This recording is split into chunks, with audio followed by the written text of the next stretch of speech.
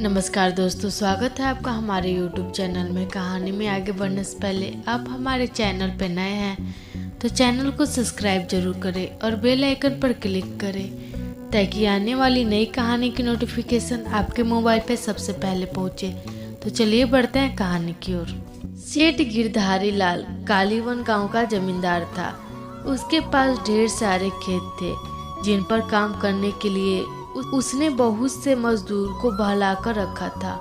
वह कंजूस था, लेकिन धन जमा करने वाला सामान्य कंजूस नहीं, बल्कि धन खर्च करते समय उसे कंजूसी करने में बड़ा मजा आता। वह मजदूरों को पूरी मजदूरी नहीं देता या किसी बहाने से दूसरे दिन पर टाल देता। बेचारे गरीब मजदूर इसलिए चुपचाप रह जाते थे कि कहीं और उन्हें शायद काम न मिले। चालाक सेठ किसी शुभ दिन या त्योहार के दिन का इंतजार करता और उस दिन मजदूरों को बुलाकर उनकी मजदूरी का केवल एक हिस्सा ही देता। वह भी इसलिए दे देता था ताकि मजदूर उसे गाली गलौज न दे। मजदूर बेचारे इसलिए चुपचाप थोड़ा सा खुश हो चले जाते कि कम से कम एक दिन तो उन्हें पेट भर खाना मिलेगा। यह आशा लगाए रहते कि एक दिन सेठ उनका बकाया तो चुकाएगा ही। आखिर वो इतना गरीब तो नहीं हो जाएगा कि उनकी मजदूरी ही न दे सके, क्योंकि उसके पास तो काफी धन है। एक दिन गिरधारी लाल शहर में माहवारी घाट में मवेशी खरीदने गया, क्योंकि उसकी गाय अब उतना दूध नहीं देती थी जो उसके लिए काफी हो। बाजार में उसे 2 गाय पसंद आई। मोल भाव कर दाम तय किया। अचानक उसे याद आया कि पैसों की उसकी मखमली थैली तो घर पर छूट गई। अब वो दुविधा में पड़ गया। वह सौदे को हाथ से जाने नहीं देना चाहता था।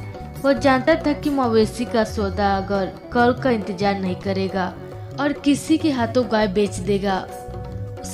उसने सोचा कि उसे किसी न किसी तरह पैसों का जुगाड़ वहीं करना होगा ताकि उसी दिन गाय को घर ले जा सके। गिरधारी लाल किसी महाजन की तलाश करने लगा।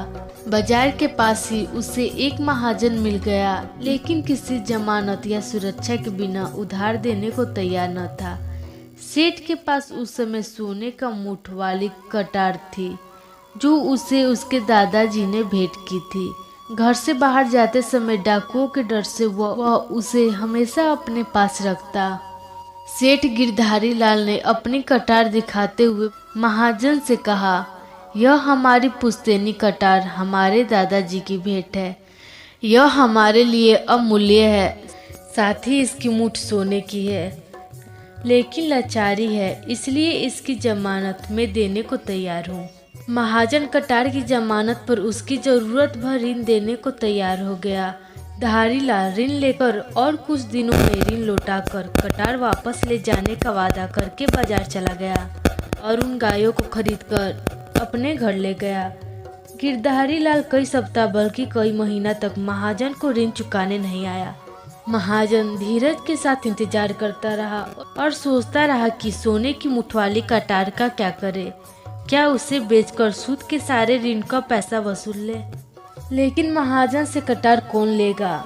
उल्टा कोई देख लेगा तो जितने लोग उतनी तरह की बात बनाएंगे और उसकी प्रतिष्ठा धूल में मिल जाएगी। इसलिए वो चुप रहा और उसने जमींदार के पास अपने नौकर को भेज के निश्चय किया। जब नौकर जमींदार के घर आया तो वो घर पर नहीं था।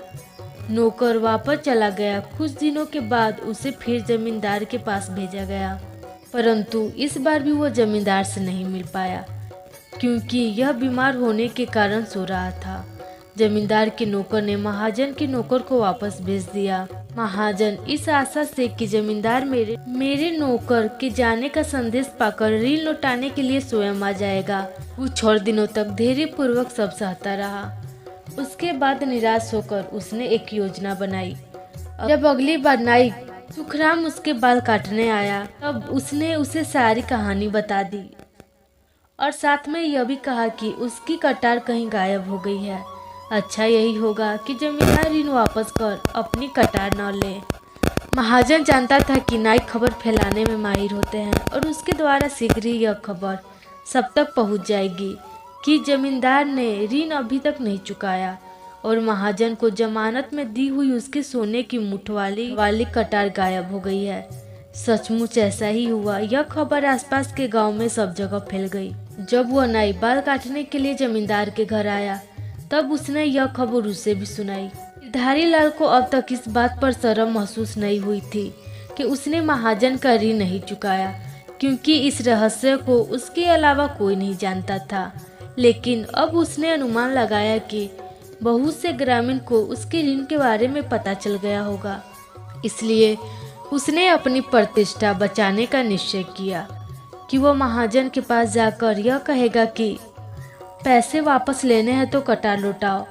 उसे पूरा विश्वास था कि उसे एक भी पैसा खर्च नहीं करना पड़ेगा, क्योंकि कटार खो जाने के कारण महाजन उसे लौटा नहीं सकेगा। फिर भी महाजन के पास काफी पैसे लेकर गया।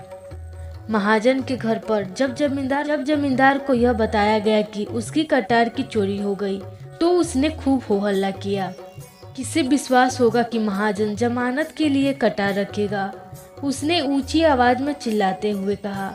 उसने सावधानी पूर्वक सोने के दस्ते की चर्चा नहीं की। भला महाजन के घर से कटार कौन चुराएगा? और भी जोर से चिल्लाया। जमींदार भीड़ इकट्ठा करने के लिए महाजन का मजाक उड़ाते हुए ठठाकर हंसने लगा।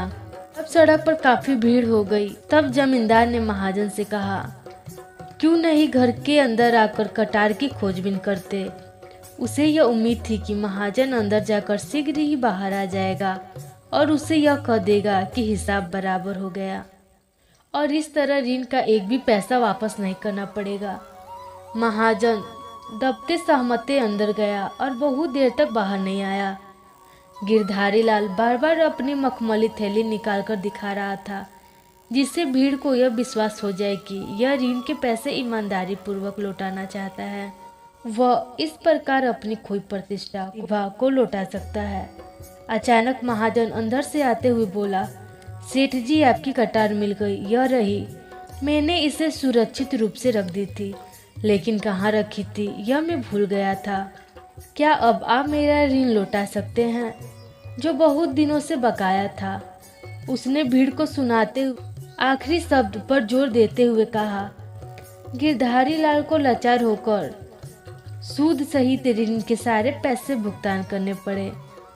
लोगों ने देखा कि वह ऋण चुकाने के बाद सिर नीचे किए जाने लगा। भीड़ के लोग छींक कर रहे थे, लेकिन उसने सिर उठाकर किसी को नहीं देखा।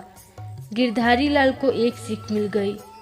जिन लोगों को उसके अपमान और शर्मिंदगी से लाभ पहुंचाया, वे उसके खेती और मजदूर थे। उन्हें अब समय पर पूरी मजदूरी मिलने लगी।